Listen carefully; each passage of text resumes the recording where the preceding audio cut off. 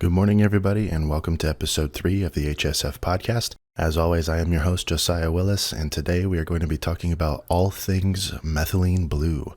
What is methylene blue? How is it created? Where has it come from?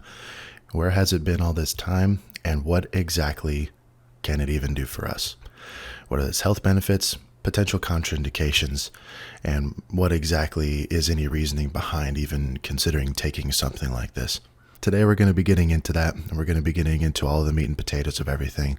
But yeah, just wanted to give you guys a couple of quick updates before the podcast gets started. Episode 2, Everything About Systemic Enzymes, is currently live on both YouTube and Spotify, and you can click the link in the description, or if you guys are listening on YouTube, hit the subscribe button, and then go ahead and follow me to the channel, and you can go ahead and check the episodes out right there. But yeah, so with that being said, currently working on getting some more affiliate codes and everything for everybody. I'm trying to get some affiliate codes for my favorite brands. First off, all the affiliate codes that I do have right now, I have had to fight to get because I love the companies that I'm representing. And none of them have reached out to me. I mean, look at my Instagram. I have 30 followers. Do you think they reached out to me? No. So go ahead.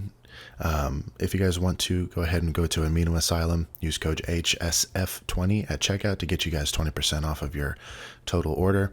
I highly recommend the L-carnitine. That stuff is insanely good for metabolic health, as well as decreasing triglycerides and all kinds of really cool stuff. We'll probably end up doing an episode on that as well in the near future. But with that being said, I'm trying to work on getting a couple of codes to different companies right now. I won't really name names until I have the codes. I'll be sure to keep you guys posted on that. What else is new? I have a coffee. I got some lion's mane mushrooms in my coffee. Refreshing. You guys are going to be hearing me sip on that throughout the episode. So for those of you who love ASMR, get ready for a little bit of ASMR action. Oh, I'm going to be starting a Twitter account as well. I'm just going to be a place where I can just jot down all my thoughts and stuff like that. So if you guys wish to travel deep into the dark recesses of my mind, go ahead and follow us on there. I'll give everyone an update on Instagram whenever the Twitter account is alive. But in the meantime, you guys, hope you guys enjoy this episode. God bless. Be safe.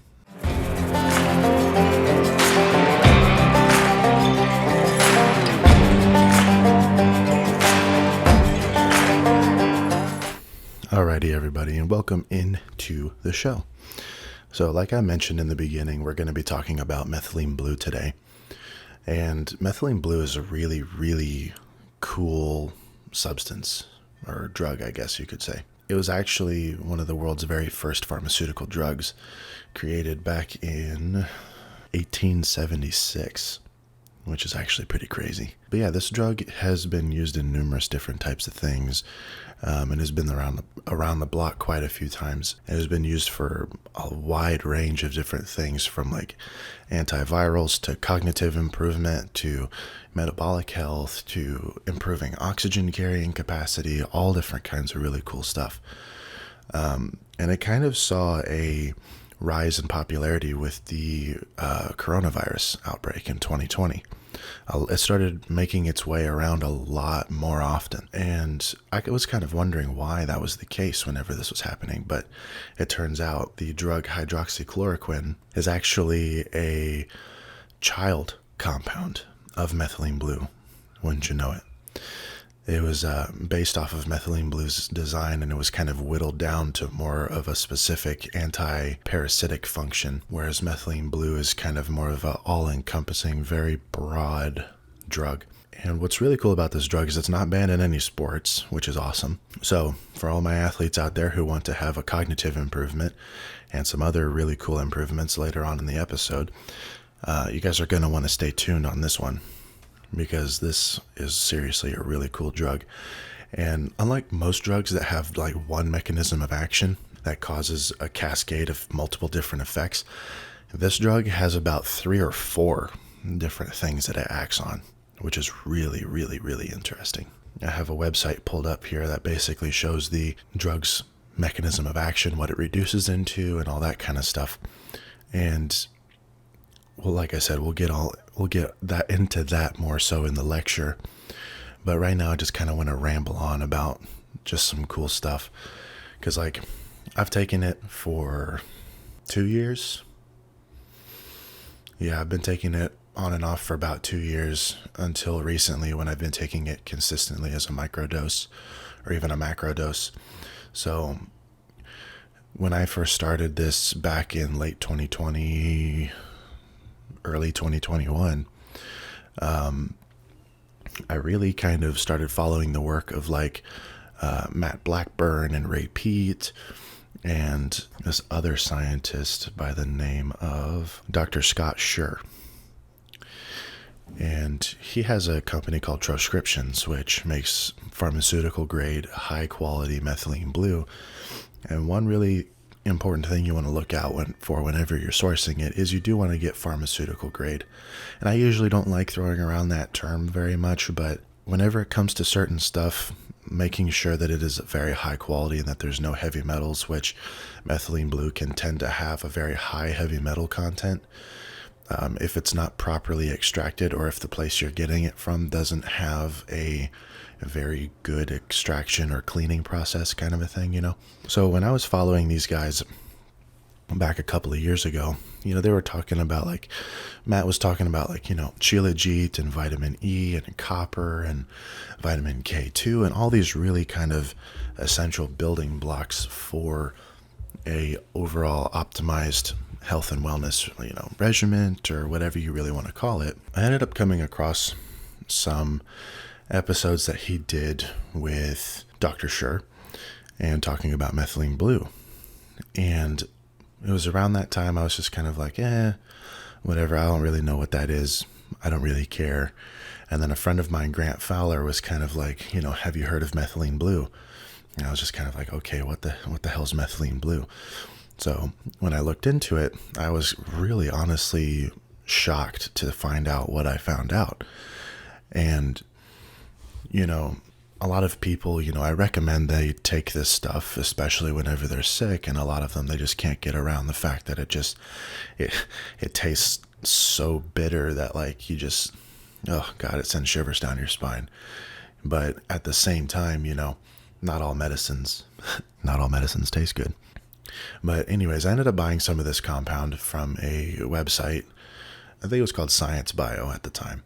That place has since shut down, which is a really big bummer, but they made some awesome stuff.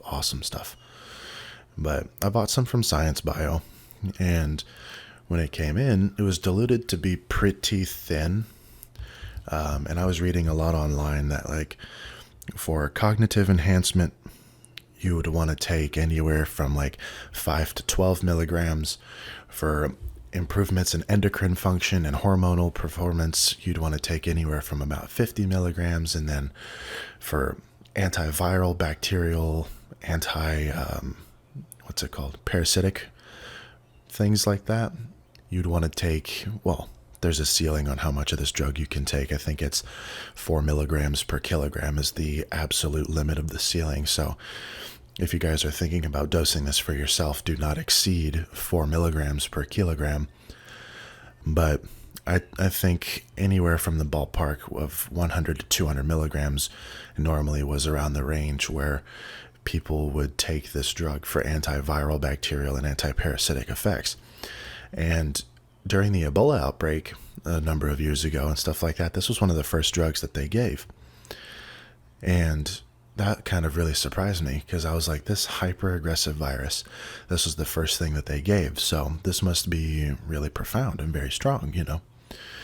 And the first thing that I noticed whenever I took it is it's like the second it kind of goes onto your tongue and you drink it, at least the one I got was a drink, like a tincture kind of a thing. I put it in some water and I drank it. The first thing that you notice is it feels like your body just fills with oxygen, like you're taking a breath as you swallow it, which is the strangest feeling ever. And that kind of calls back to methylene blue's ability to improve the oxygen carrying capacity of the hemoglobin. And that part to me was really cool because I felt it instantly, which is kind of nuts. I'm guessing, speculating, because some of it absorbed through the mucosal lining and stuff like that in my mouth and kind of almost sublingually absorbed into my bloodstream a little bit. Whenever it came to other cognitive improvement effects and things like that, within 20 to 30 minutes, I felt an immediate increase in my attention span, as well as my ability to be able to focus on different tasks, just common nootropic effects, rather. And it didn't necessarily feel like a normal nootropic. It kind of felt, it wasn't like modafinil or DMAE or choline or phenylpiracetam or anything like that. It was much different. It was a lot different feeling. You didn't really feel stimulated. You don't feel stimulated at all, really, on it. But what you do feel is you just feel an intense sensation of being able to focus, and you feel like your thoughts are collected. And it feels like you kind of feel light and easy on your feet, kind of a thing. Like you feel very oxygenated, you feel like it's easy to breathe, it feels like it's easy for you to do cardiovascularly intensive things. Like for me, it was easier for me to do running and CrossFit workouts, as well as doing like 10s on squatting and all that kind of stuff, and riding my bike. And that was really shocking to me. Like my numbers improved quite a bit, not necessarily in terms of strength outcomes, but in terms of being able to cut down like my racing times, like whenever I would ride my bike or time in between sets, kind of a thing. And that was a really cool benefit that I saw. Another couple of cool things was over the course of a few days, taking it consistently, I noticed a pretty stark increase in aggression. I noticed it was easier for me to kind of pull out that aggressiveness I needed for training. And it was much easier to be able to recover from draining. Now, I don't have any blood tests to back this up, which sucks because at the time I was poor and broke as hell, so I couldn't even get any blood tests. But I might consider doing that in the future just to have some data behind it to see if it does improve, like in men and women, testosterone production, and if it balances out estrogen and stuff like that, because I've read in the literature that it is an anti-estrogen. I do know that it is backed up in some of the literature that shows that it does tend to act like an aromatase inhibitor.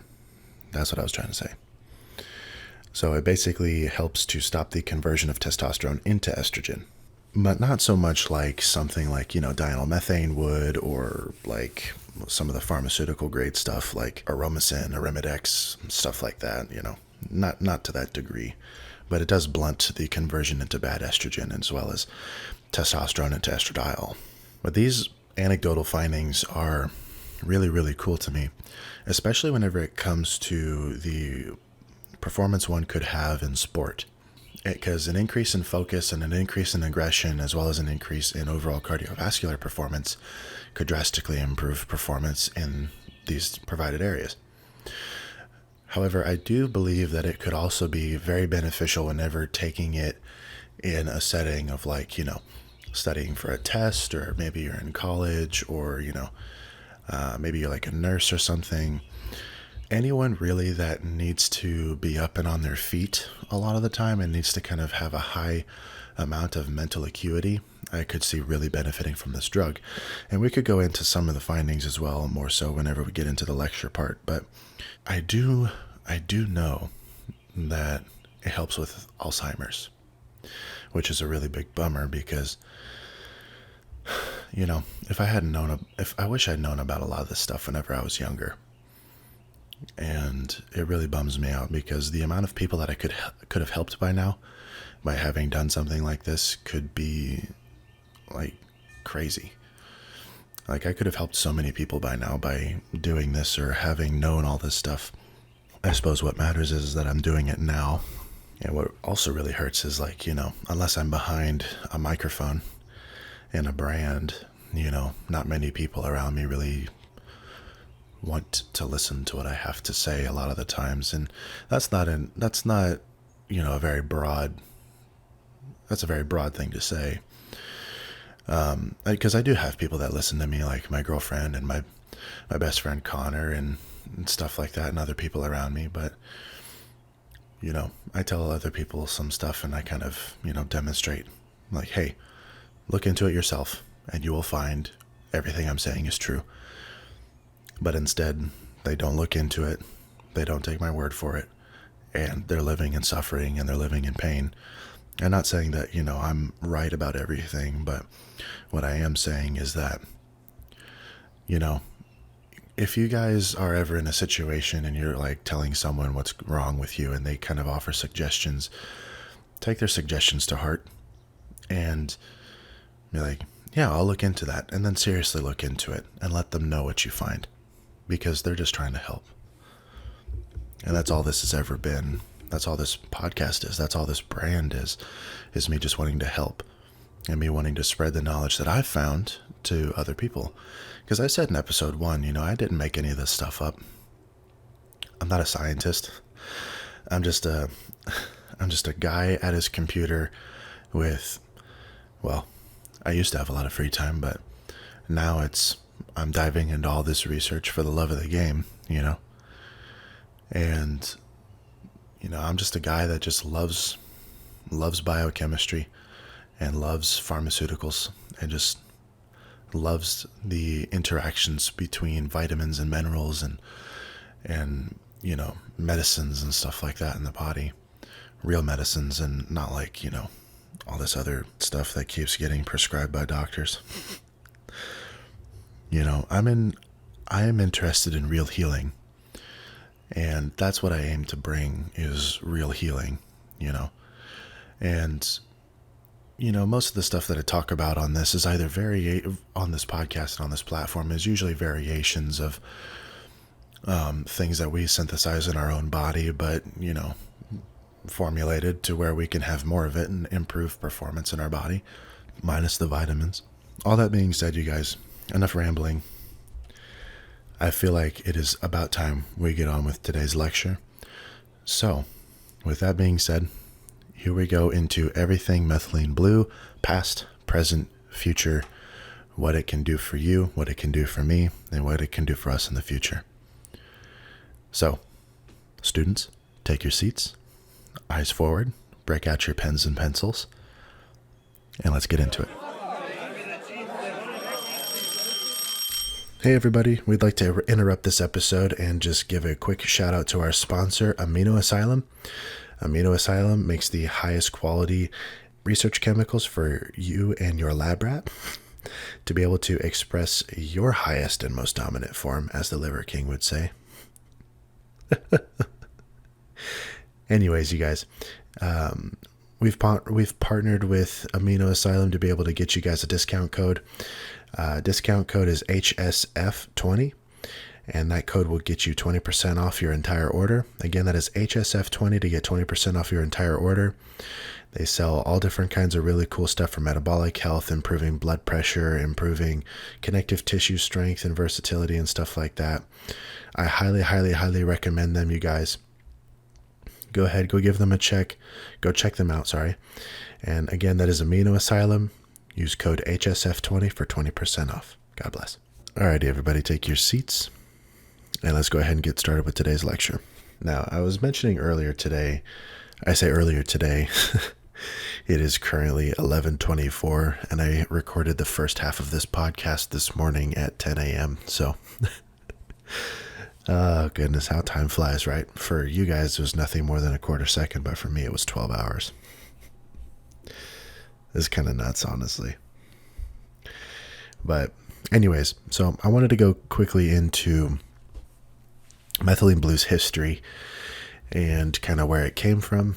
And then from there, we'll kind of break down some of the benefits and stuff like that. And then we can dig into some of the literature, mechanism of action, and things of that nature.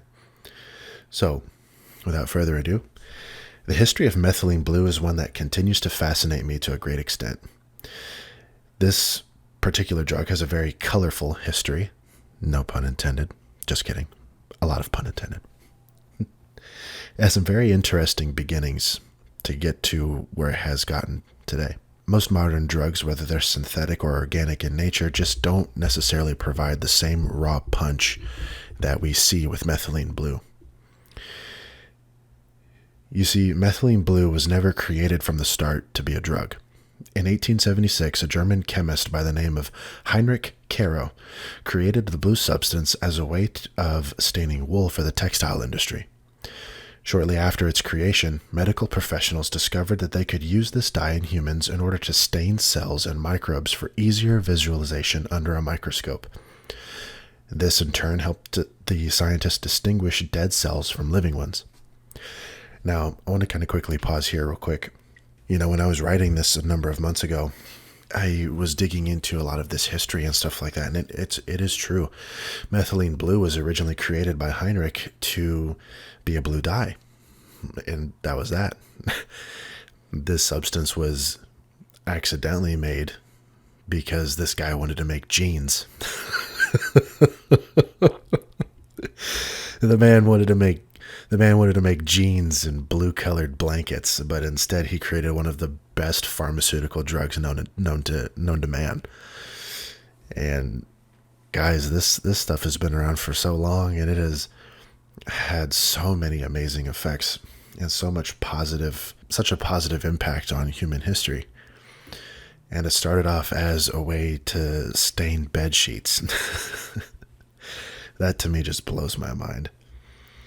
And then obviously here we kind of go into like some crazy scientists decided to take this dye, as a lot of scientists did back in those days. They would just take stuff and just start injecting animals with it to see what would happen.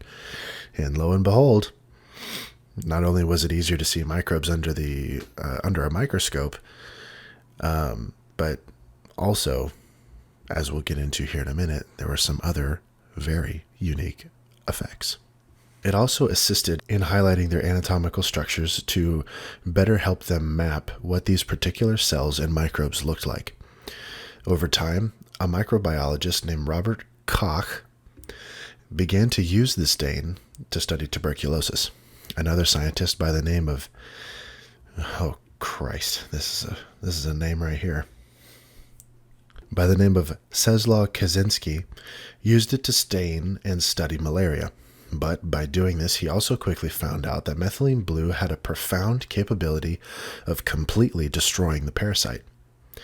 From there, many clinical trials were brought on for the drug to study its anti-parasitic effects, and to great success, as all patients that were treated with the drug saw their symptoms improve and eventually leave them without the parasite at all. This awarded methylene blue the honor of becoming the very first pharmaceutical drug in history.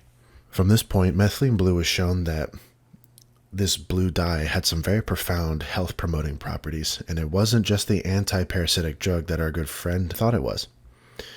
Among the anti-parasitic effects over the years of the drug study, it has been shown to have multiple mechanisms of action in the body, or in other words, multiple ways for the drug to interact to promote various effects. Although the main mechanism of action involves inhibition of nitric oxide synthase and the guanylate cyclase. In Alzheimer's disease, a mechanistic study found that methylene blue oxidizes cysteine sulfohydryl groups on tau to keep tau monomeric. One preclinical treatment study in topathy mice reported anti-inflammatory and neuroprotective effects of the Okay. So as I mentioned earlier, in Alzheimer's disease cases, methylene blue basically showed to have an oxidative effect on cysteine sulfohydryl groups in what's called the tau.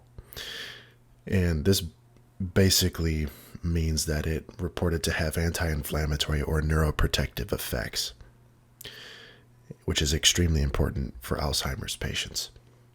In methylglobinemia, methylene blue acts by reacting within the RBC to form leukomethylene blue, which is a reducing agent of oxidized hemoglobin, converting the ferric ion back to its oxygen-carrying ferrous state, which basically means this methylene blue is able to, once it has been reacted and becomes this different form of methylene blue, leukomethylene blue, it basically improves the oxygen-carrying capacity of the hemoglobin in our blood cells. And the hemoglobin basically, like I just stated, carry oxygen to and from tissues, which is extremely important. As an anti-malarial agent, methylene blue is a specific inhibitor of the p-falciparum glutathione reductase, which in a nutcase basically means that the drug has the potential to shut down, we'll just say for basic terms, it basically has the ability to shut down a parasite from the cellular level. Methylene blue also acts as an alternate electron acceptor by binding to the NADH. It acts to reverse the NADH inhibition caused by gluconeogenesis in the liver.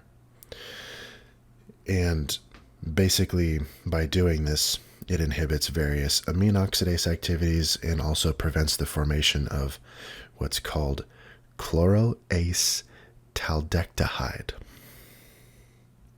Try say that 10 times fast. Chloroace taldehide.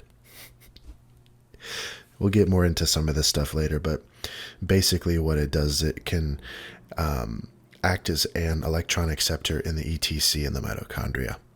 So by that way, it improves mitochondrial health, mitochondrial respiration, and stuff like that, and energy production.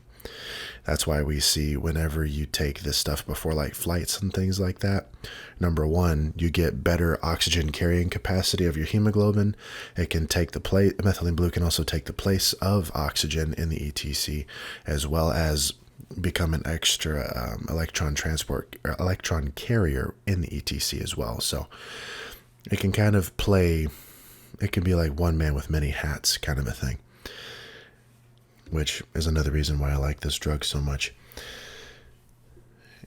So all in all, those are just a couple of mechanisms of action, but all of the real benefits basically come from, they're this. Methylene blue improves oxygen metabolism and ATP production, decreases neurotoxicity, increases glucose metabolism, improves NAD and NADH ratios respectively, decreases lactic acid production, acts as an antioxidant, very similar to vitamin E. It has been shown to inhibit monoamine oxidase, acts as an alternative electron carrier in the mitochondrial electron transport chain, or the ETC. It inhibits prolactin. It can also act as an estrogen inhibitor or an aromatase inhibitor. Has been shown to increase T3 or T4 without raising TSH. Has been shown to lower TSH. And lastly, it has been shown that it can improve endocrine function, which can indirectly improve testosterone levels. Now, that is quite a few benefits from a single compound.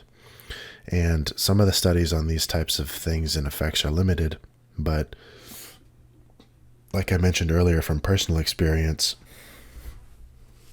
I can attest to just how potent these effects are, especially whenever it comes to like the hormonal side of stuff and the prolactin side of stuff. You definitely feel a difference, especially whenever it comes to trying to think about like getting off of like the blue pill, you know, like Viagra and stuff like that for you older guys. I'm definitely not old. I'm like 24. Sorry, it is very late. It's been a very long day. So if I seem kind of down a little bit, a little dreary, I apologize, you guys, but enjoy my nighttime radio voice. Hello there. Anyways, guys, so that's basically the lecture. In other words, so this one was pretty chill. I say pretty chill. There's kind of a lot of stuff to unpack, but at the same time, you know, it's not as comprehensive as the systemic enzymes were, because to me, you know, I kind of want to keep things a little bit simple and not necessarily go into a lot of meat and potatoes with a lot of these drugs. I kind of want to keep things a little bit on the surface level, but kind of, you know, bust out some big words here and there I did earlier. But basically, what I found in the research is that it does, like methylene blue profoundly improves oxygen metabolism and ATP production. And not necessarily oxygen metabolism, that's not really the right word. I would say it improves oxygen carrying capacity and ATP production. And it does this like I mentioned earlier, by improving the oxygen carrying capacity of the hemoglobin. And it also improves ATP production by acting as an alternate electron carrier in the ETC, or the electron transport chain. The electron transport chain is extremely important. And, I personally believe that a lot of modern, we'll call them problems, ailments, a lot of things such as diabetes, low testosterone levels, cancers, and, autoimmune conditions and stuff like that really kind of find their roots down in metabolic dysfunction. And if we can improve the production of ATP from the mitochondria, I feel like we can improve the function of the overall organism. If we can improve the function of these tiny little powerhouse of the cells, which, I told this to a friend of mine the other day, it's the very first thing we were taught in school, and it's also the very first thing we overlooked, is the mitochondria. And what's crazy is it's like, oh yeah, mitochondria is the powerhouse of the cell. That's all I learned in high school. But that's arguably one of the most important things you guys could have ever learned in high school in terms to improving your health. Because without, these organisms were never really a part of our bodies whenever we were kind of being put together. They kind of found their way into our cells, and then we adopted them as our powerhouses for ourselves. And these mitochondria, these cells within the cells, are our sole source of creating energy. And if our body isn't able to produce an adequate amount of energy in an organ, in the entire organism, in the brain, in the heart, in the nervous system, anywhere, if we're getting sporadic pumps of energy instead of steady state clean energy, we get dysfunctions in the organs and stuff like that. So I feel like if we're able to improve the overall function of the mitochondria, we have plenty of young, healthy mitochondria swimming around in there, doing their thing, doing what they gotta do, then I personally feel like we'll be able to reverse a lot of different ailments and different diseases and all different kinds of stuff that basically plagues our modern society today. And this is only one piece of the puzzle. I'm not saying that this is the end-all be-all to health and wellness. A lot of people in the field, they tend to kind of lean on one thing. Oh, gut health is the end-all be-all. No, it's you need to freaking go for a walk every day. That's why you're out of shape. That's why your testosterone levels are low. Oh no, it's not that. You're not taking enough creatine. No, it's not that. You need these essential oils. All that, there's no such thing as a one-size-fits-all anything. There's always multiple pieces to the puzzle. And anyone that says otherwise is a moron. A complete and utter moron. Let me say that one more time for the people in the back. They are stupid. God, nothing pisses me off more than someone saying, oh, that's stupid. It's literally just this one thing. That's why you're not healthy. That to me is the most moronic thing on the planet. Dude, oh no, all you gotta, we see this all the time in the fitness world. Oh dude, all you gotta do is make sure your glutes are strong, man, and then everything will be great. Then that's why everyone's weak. No, that's stupid. Oh no, you gotta get your hamstring stronger, man. You gotta get your core stronger, man. That's why everyone's bad. No, you gotta start doing sprints, man. No, you gotta do box jumps. No, you gotta do reverse hyper. That all is stupid. All of it's stupid. There are always many pieces to make a complete picture. There's never one size fits all. Never, ever, ever, ever, ever. And metabolic health is one big piece of the puzzle, but it's not the whole puzzle. Metabolic health is a piece to improving one's overall health and wellness. Just like improving hormonal function and giving our bodies the fuel and the resources it needs in order to be able to better function and improve metabolic health. Just like getting enough sleep is important. And just like, having a dialed in exercise routine, just like making sure that you're taking the right supplements or whatever, and a lot of this can be rooted back to that, but at the same time, it's not the end all be all. It is a really big piece of the puzzle, but it's not everything, you guys. There are still a lot of moving parts here, and we'll get into more stuff in later episodes in the future. And honestly, I'd like to have some experts on here in the future that know way more stuff than I do, because I'm just kind of boiling stuff down that I find and explaining it in the best way I can. But I would love to have some experts on here to really kind of dig into the meat and potatoes of metabolic health and systemic enzymes and methylene blue and stuff like that, and get into it way more than I can. Honestly, that'd be really cool. And we see here that methylene blue decreases neurotoxicity and increases glucose metabolism. Now, personally, I haven't read too much research on glucose metabolism or the NAD-NADH ratios, or very much on neurotoxicity. I do know that based on what we read earlier about the specific mechanism that the drug acts on, it can definitely improve and decrease neurotoxicity. However, more research is needed on my end in order to better facilitate a response. So I will be making a follow-up episode on this drug, kind of like a Q&A. If you guys have any questions and stuff like that, I'm going to make a Q&A episode where I just sit here and chat, answer questions, and that kind of a thing. And we'll kind of tie in questions people had about the last episode, people have about this episode, and stuff like that. And we'll just kind of sit down, drink some coffee, and have a good time. Acts as an antioxidant. We do see this a lot in the research. It is a very potent antioxidant because of what it does whenever it basically enters in the body. Methylene blue can reduce and then oxidize to its blue state and then reduce back down and then oxidize again, but not oxidizing itself. Methylene blue, whenever we ingest it, it acts basically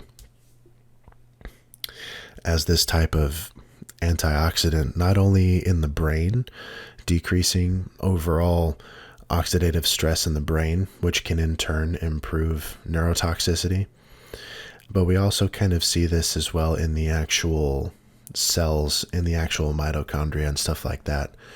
In the ETC, whenever we have this electron transport carrier that it can substitute as, from there it can become a little bit more of an efficient partner in handling these electrons in this chain, and in turn decreasing a lot of oxidative stress. And based on anecdotal evidence, I can attest to the prolactin levels improving and the endocrine function. And like I said earlier, I don't really have any blood work to back this stuff up. I do want to get some blood work done and see what methylene blue is actually kind of doing to my hormones and stuff like that, and see if it actually is improving it in any kind of meaningful way. But I can attest to the fact that, whenever I did take it, my prolactin levels were definitely subdued a little bit. I did notice a bit much stronger feeling of aggression as well. Like, it was easier to train, and it was easier to be aggressive, and it was easier to train harder. Pumps in the gym were really good, really strong. Recovery from training was really good too. Noticeably different before I was taking it and then afterwards. Energy levels and focus as well was noticeably very different.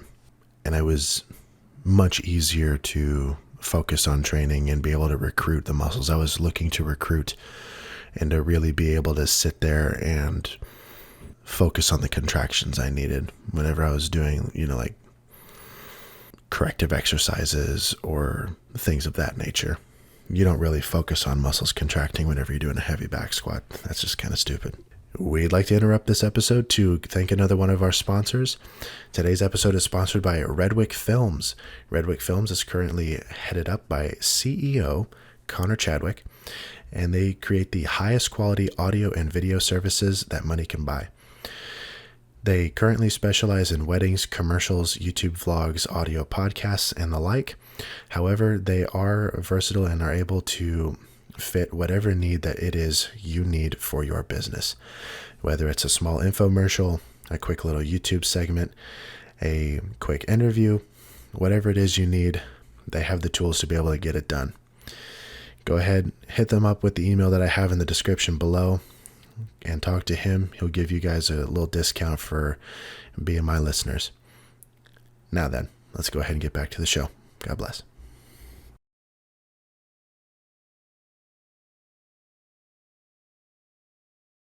As far as everything goes for Methylene Blue, it's really, really, really, really cool what exactly this drug can do. And, I'm going to be making some follow-up stuff on here. I'm going to be making some posts on my Instagram with some research articles and stuff like that as kind of a way for people to kind of actively learn after this episode has been published. I kind of wanted this episode to be more of like an introductory to the drug, because this was very much a surface level discussion, and that's okay, because this is a very big, very deep, like all-encompassing pharmaceutical. So it has a lot of history, and it has way too much stuff to go into in an hour-long podcast. So I will be making a follow-up episode, and I'm going to be posting more stuff on my social media in regards to Methylene Blue and Methylene Blue supplementation, Methylene Blue's mechanisms of action, case studies on myself, studies that I find on various high-quality medical journals and stuff like that, so that way you guys can continue to be educated, and myself included. I also want to kind of get into recommendations. And, like I mentioned in the beginning, I'm not a licensed medical professional. This is all for entertainment purposes only. But as far as kind of getting into the nuts and bolts and stuff like that, like, oh my God, I forgot to mention this. Guys, this drug also improves mood. I can't believe I didn't get into this either. It improves overall feelings of well-being and happiness. And we see that it works much, much, much better than SSRIs, where SSRIs can have a lot of negative effects of they work more on like the serotonergic system and stuff like that, and those types of receptors to be able to cause their effects. And it's just kind of like, we're hammering these receptors and stuff like that. And it's like, oh yeah, I have a better mood for a little bit. But then after the drug wears off, I become suicidal and homicidal and incredibly depressed. Like one cool thing that we see with this drug is, because I forget the exact specific mechanism of action, but whenever we ingest this drug, we do see in a lot of studies that it improves overall feelings of well-being and stuff like that, because it does tend to act on a similar path as some SSRIs. So if you are on an SSRI, do not take this drug. Do not take this drug. But that being said, it acts on these receptors in a different way by more so bringing out and optimizing the function of the endocrine system. So we get better facilitation of dopamine in the brain, serotonin, and all these other kinds of feel-good hormones, which in turn make you feel happier and overall more well-being. General feelings of well-being and happiness go up. But yeah, so by improving the endocrine system, we're then in turn able to improve dopamine, serotonin, and all these other types of feel-good hormones. So I cannot believe that I forgot to go over that. That is totally my bad, you guys. My bad. Good morning. We'd like to interrupt this episode one last time to thank a sponsor of our podcast, which is Tailor Made Health, otherwise known as Infinawell Compounding.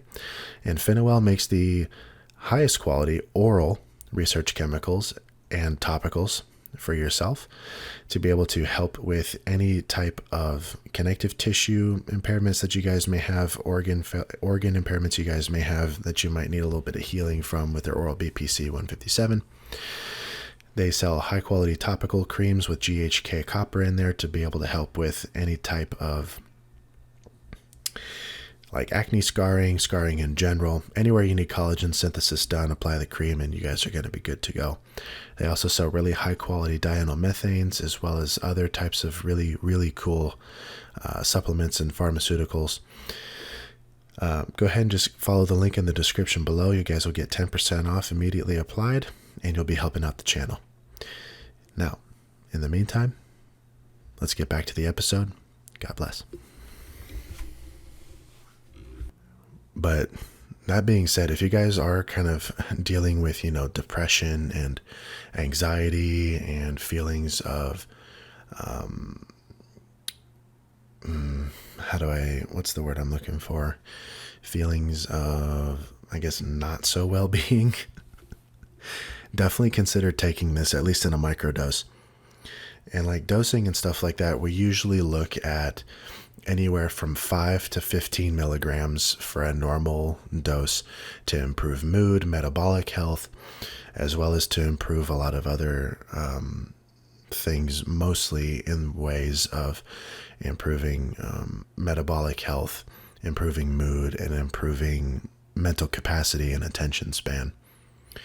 We usually see doses at about 50 milligrams or so to improve the endocrine system and to improve the endocrine system and the HPTA in a more potent fashion to improve hormones, reduce bad estrogens and stuff like that, and to increase testosterone and dopamine to a little bit more of a further extent. And then when we get into the 100 plus milligram range, and again, as I mentioned earlier, this is staying within that 4 milligrams per kilogram body weight recommendation. Do not exceed that. Matter of fact, don't even exceed 3 milligrams per kilogram. Like usually, my top that I will ever take, I would only ever take 200 milligrams, and I weigh 305 pounds or 137 kilos. And I'm never going to exceed 200 milligrams in a day. And I would never take 200 milligrams. I would never take 200 milligrams a day more than 2 or 3 days in a row. That is a recipe for disaster. So if you're going to do this, stay 3 to 4 milligrams per kilogram. If you're a little more on the lighter side, you weigh less than 250 pounds, I would say maybe stick around that 100 milligram mark for your sicknesses, virals, bacteria, and stuff like that. Again, this is all for entertainment purposes only. But yeah, stick to that kind of 100 milligram range and stuff like that. That would be kind of where I would usually hover for this type of dosing. And again, if you're on SSRIs, don't even look this way. Find something else. Do not take this drug. Do not take this drug. But yeah, you guys. So for viruses and stuff like that, for me personally, I took 200 milligrams, 100 milligrams in the morning, 100 milligrams at night before I went to bed for about 4 days. And I had the flu for a day, and then it went away. And then 3 or 4 days later, I took too much methylene blue. I threw up for about 3 or 4 hours, and I had a migraine. So when I say don't exceed 200 milligrams for more than 2 or 3 days in a row, please, for God's sake, do not do that. It's just going to be a bad day. And it was a really bad day. Good news was I wasn't sick. But I make these mistakes so you don't have to. So my recommendation, stay between the 5 to 15 milligram range for nootropic effects and stuff like that. If you get sick, take maybe 50 to 100 milligrams and you should be just fine. Don't be stupid like me and take 200. Anyways, you guys, with all this being said, I hope you guys found some value out of this episode. If you guys did enjoy this episode, please give me a like on the YouTube channel. Go ahead and hit that subscribe button. If you guys enjoy this episode and you're listening here to the audio only on Spotify, go ahead and give us a follow. If you can like this episode, like the episode, please. And let's keep this show on the road. I want to keep on bringing this type of stuff to you guys, and you keep on trying to bring high quality information to everybody. Next week's episode, I'm sorry this one took way too long to get out, but next week's episode, I'm going to be looking into cold plunge and cold therapy. And I'm also going to be uploading a bonus episode next week. I'm going to be uploading the Just Chatting episode. This first one is going to be free, but depending on the traction we get and stuff like that, I'm going to be starting a Patreon, and I'm going to be uploading all of our bonus content onto the Patreon. Still trying to spitball pricing and stuff like that, but for now, we're going to have a Just Chatting episode next week, and I will keep you guys updated as far as the Patreon stuff like that goes. And as well, you guys, I wanted to say, just for those of you who decided to sit here and listen to the entire podcast all the way through, thank you guys very much for sitting here and bearing with me through some of my nonsense and my non-speak here and there. I'm really trying to boil everything down to just kind of the meat and potatoes of everything, not give you guys too much fluff, and just kind of be like, hey, this is how it works. This is what it can do. This is kind of the dosing I would think about. There you go, And like I said, if you guys want more information, just hit me up on my Instagram, HSF Research, and I'll compile a list of questions, and we'll sit down with a cup of coffee, and maybe I'll go live on Instagram or something like that, and then everyone can chat, and we can just have a generally good debaucherous time. In the meantime, guys, I just pray that God blesses you guys this week, and that your studies go well, that your jobs go well, and that God just blesses you with health and happiness. But until we meet again, you guys, I pray the Lord that you would bless them, keep them safe, bless their time with their families, and let them enjoy the week ahead. Draw everyone closer to you, and draw us all closer together, Father. In Jesus' name, amen. That being said, you guys, let's go ahead. I'm going to go to sleep. Let's wake up tomorrow feeling refreshed and ready to take on life and live life without limits. I'll see you guys next time.